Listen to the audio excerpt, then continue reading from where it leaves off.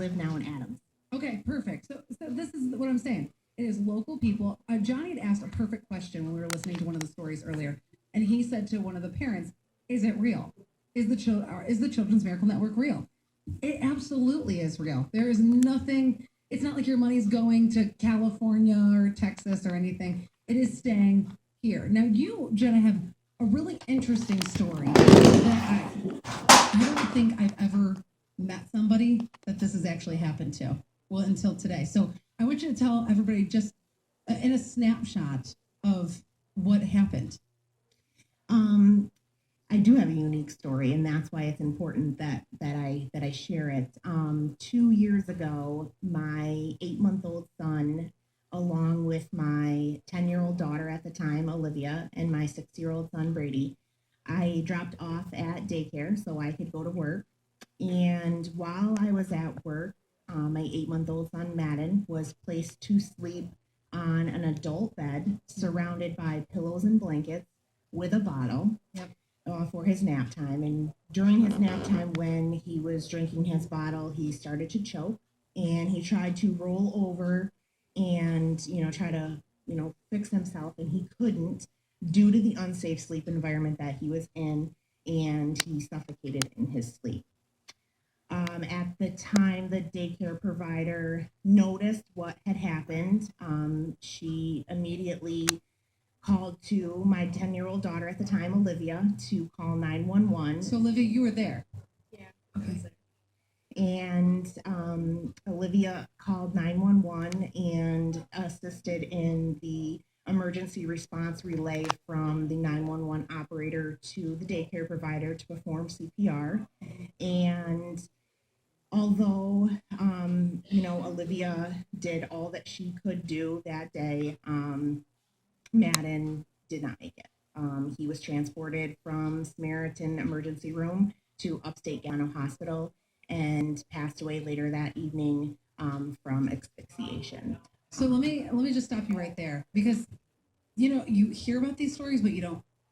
It's almost like, oh, I've never met anybody. Correct. So I'm meeting you. Do you mind if I ask you? How was the phone call to you getting the news? Do you remember the Well, phone call? as soon as you just said that, my entire body shook with a cold chill. I remember that very moment, probably more prominent than I remember any other thing that happened that day. I was sitting at my desk doing what I needed to do to support my family, Yeah. and I got a call that said, I looked down at the phone and I saw the daycare provider's name come across the phone, and I immediately thought, oh, my older son, he must have fallen or gotten hurt, or him and the other kid got in a little scuffle, or just more normal kid stuff. Right, exactly. And she says, you have to get here right away. Madden's not breathing. And I remember screaming out, he's not breathing.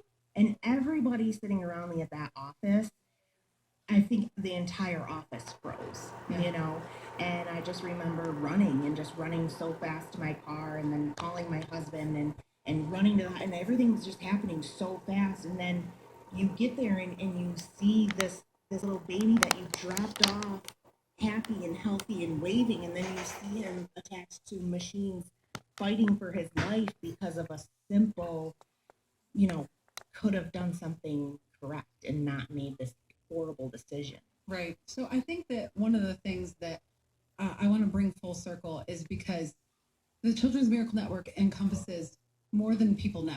It is for the equipment for babies that are born prematurely, and it is for if your kid falls out on a bicycle and goes to Pete's.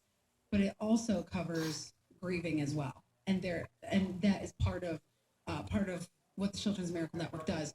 But I feel like this could have been a two-way street for you, Jenna. Yes. It could have been, I'm going to just shut myself off from the world, and I'm going to be done. I now have a son who's no longer with me, or it could be, I'm gonna go the other way, which is what you're choosing. Mm-hmm. So now, coming full circle, you have started. Now it's Heartbeats for Madden. Yeah. And what is that? It's this idea I had in my head, and when I'm in the middle of this, oh my God, this just happened to our family kind of mode. Yeah. And I thought, you know what, I got to do something with this. So all the money that we had gotten from the funeral, people were giving us money. We're like, we don't want money. money. Like, Yeah. so they're giving us money. So we're trying to give it to the town of Watertown Fire Department. And they're like, you take it back. We don't want it. I'm like, can't you do something with it? Like, I don't want it. So one of the volunteer firemen said to me, do something for Madden with this. Yep. So I took the money and I went to the